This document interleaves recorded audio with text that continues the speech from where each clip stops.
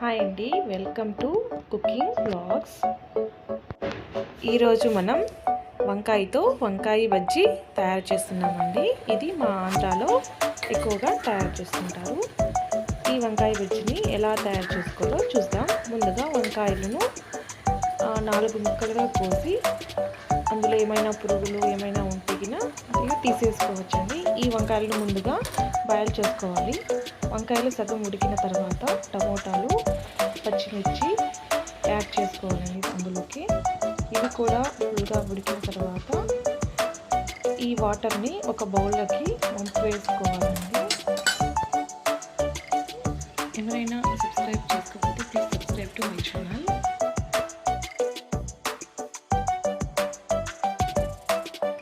ఈ వాటర్ని వంపు వేసుకొని ఈ వాటర్ని పడివేయకుండా పక్కన పెట్టుకోవాలి.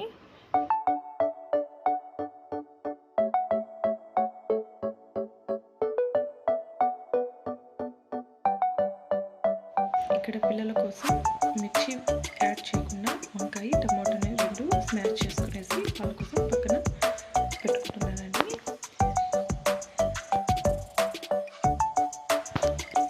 ఎవరైనా ఛానల్ని సబ్స్క్రైబ్ చేసుకోకపోతే please subscribe to my channel.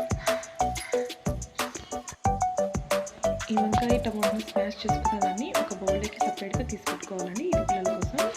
ఇప్పుడు ఇందులోకి కొద్దిగా ఆనియన్స్, కొత్తిమీర వేసుకొని సాల్ట్ వేసుకొని కలిపి ఒక సైడ్ పెట్టుకోండి.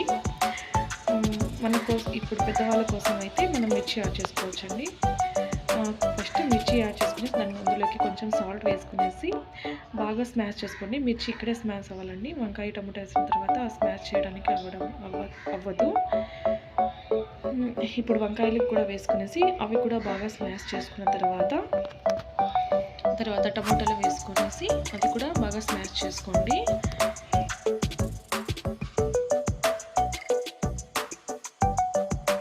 బాగా స్మాష్ చేసుకున్న తర్వాత అందులోకి కొత్తిమీర అలాగే ఆనియన్స్ వేసుకొని అది కూడా ఒకసారి రుచుకోండి. బాగా రుచుకున్న తర్వాత మనం వాటర్ పక్కన పెట్టుకున్నాం కదండి, ఆ వాటర్ని కూడా కొద్దిగా వేసుకొని అంతా వేసిన అవసరం లేదు, కొంచెం గట్టిగా లేకుండా కొంచెం వాటర్ వేసుకునేసి కలుపుకోండి. ఈ మిశ్రమాన్ని పక్కన పెట్టుకునేసి మనం అందులోకి తిరుగుమాత వేసుకోవాలండి. ముందుగా కడాయి పెట్టుకునేసి అందులోకి కొంచెం ఆయిల్ వేసుకొని జీలకర్ర, సాసులు, అందులోకి శనగపప్పు, మళ్ళీ కచ్చాపచ్చగా దంచుకున్న వెల్లుల్లిపాయలు, ఆనియన్స్, కరివేపాకు వేసుకునేసి కలుపుకునేసి అది కొంచెం గోల్డెన్ బ్రౌన్ కలర్ వచ్చిన తర్వాత తిరుగుమాతను మనం వంకాయ బజ్జీలోకి వేసుకునేసి కలుపుకోవాలండి. అంతేనండి, వంకాయ బజ్జీ రెడీ అవుతుంది. ఈ రెసిపీని మీరు ఏమంటారో నాకు తెలియదు. మా సైడ్ అయితే కానీ వంకాయ బజ్జీనే అంటారు. కొంతమంది వంకాయ చట్నీ కూడా అంటారంట,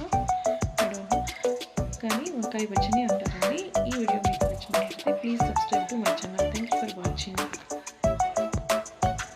ఈ వంకాయ బజ్జీని మీ సైడ్ ఏమంటారో కమెంట్ బాక్స్లో కమెంట్ చేయండి. Please to subscribe. ఈ వంకాయ బజ్జీని రైస్లో కానీ ముద్దలో కానీ యూజ్ చేసుకోండి. చాలా బాగుంటుంది. ముద్దకైతే సూపర్.